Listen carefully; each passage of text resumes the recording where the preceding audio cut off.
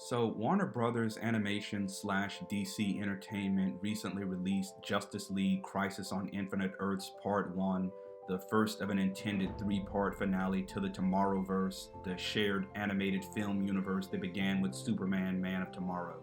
And I'll be watching and reviewing that movie for this channel probably as soon as this weekend. But I just wanted to take a moment before I do to discuss just why I have very low hopes for this movie and why I am not exactly looking forward to it. There are two main reasons, the first of which is that story-wise the Tomorrowverse has simply not built up to an event film like Crisis, nor is the Tomorrowverse narratively strong enough to properly adapt a storyline like Crisis. The Tomorrowverse's creators have said that their intention was to do a 7-movie universe with the three-part Crisis as essentially the 7th movie, and the failure of that hasty approach has been glaringly clear all throughout the Tomorrowverse films. We've gotten rushed, half-baked, hatchet job takes on the Justice League, Green Lantern, Wonder Woman, Green Arrow, Supergirl, the Legion of Superheroes, Hawkgirl, and like a million other relevant DC Comics characters who aren't, shocker, Superman and Batman and kinda sorta the Flash. Put simply, the Tomorrowverse is still way too underdeveloped for something like Crisis on Infinite Earths to hit with the impact that it should.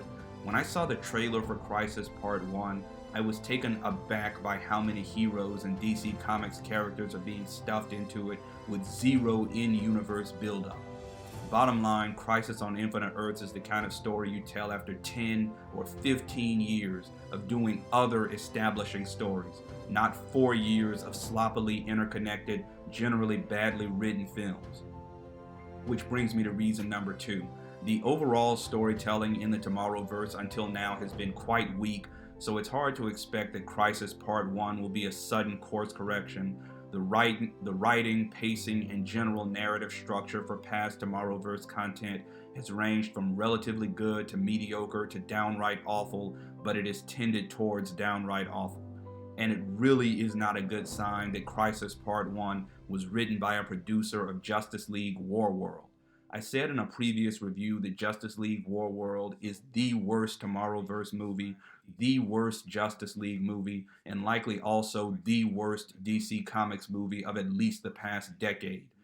So knowing that someone who was so directly involved in that movie wrote this one instills negative confidence in me that this one will be good. Still, I am going to try to approach Crisis Part 1 with an open mind. I'll see what I think, and I will air my thoughts right back here on this channel. So stay tuned.